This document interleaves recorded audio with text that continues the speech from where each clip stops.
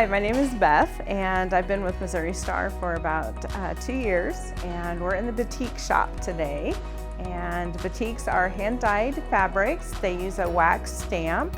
They stamp the fabric with the wax, and then they over dye wherever the wax was at. It doesn't, the dye will not be there, so that's kind of how they get their designs. We have several designers. We've got Kathy Engel with Island Batiks, which those are all made in Bali, Indonesia. And then we also have Kate Spain with Moda. We have a lot of neat things in the shop. One of them that we have is we do have the Sufari, the laser cut applique pieces. These are really neat. You get the template, and it's kind of like paint by fabric. And the pieces are all appliqued, are already pre-used and ready to go. All you have to do is put them where they belong on the template and iron them on. So that's a really neat project that we have in the Batik shop.